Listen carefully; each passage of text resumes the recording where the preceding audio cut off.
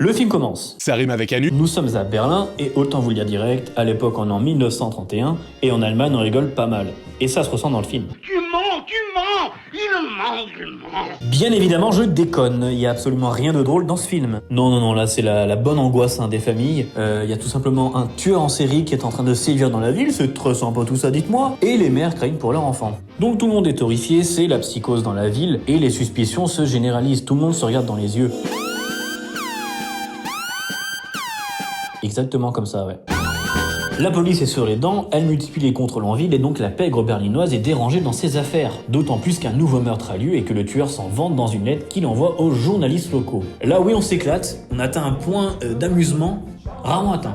La pègre se met donc elle aussi à la recherche de ce mystérieux assassin d'enfants. Là c'est une sorte de course contre la montre pour lui foutre la main dessus. Police versus pègre, c'est passionnant. Après moult péripéties, c'est la pègre berlinoise qui a recruté au passage les mendiants pour les aider, qui met en premier la main sur le fameux Enfoiros. À partir de là, on a un véritable tribunal de la paix qui se met en place avec bien évidemment, parce que sinon c'est pas marrant, un lassage de la population qui se profile et un verdict éclair qui s'annonce des plus croustillants. Mais la police intervient juste avant, afin d'organiser un procès équitable. Quelle belle histoire, me direz-vous? Eh bien, je vous répondrai que si vous voulez voir ou revoir le film, il est dispo sur YouTube gratuitement sur la chaîne Les Classiques. What the fuck? Qui propose une grande quantité de films que vous pouvez déguster sans modération. Pas comme l'alcool, qui est à consommer avec modération. On s'égare un peu par contre là. Passons au chapitre 2.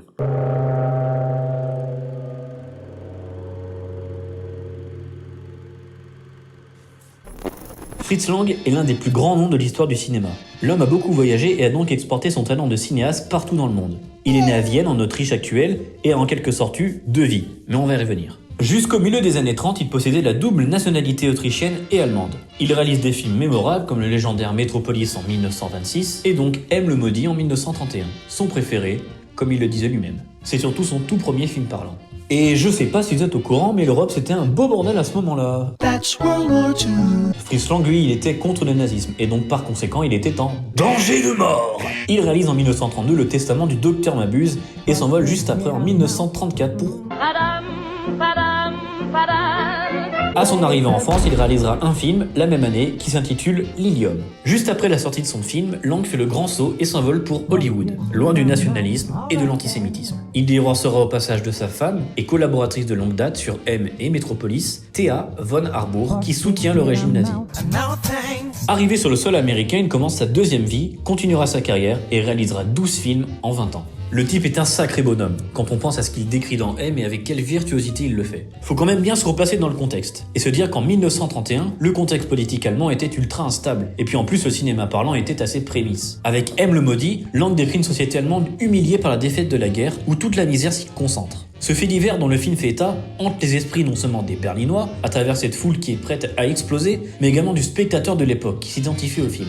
Il renvoie à cette peur, à cette méfiance, cette maladie finalement dont souffre la société allemande. Il annonce également le début d'une chose terrible, celle du national-socialisme, le nazisme. La fin du film, que je vous ne spoilerai pas, est toutefois nuancée et vachement déchirante.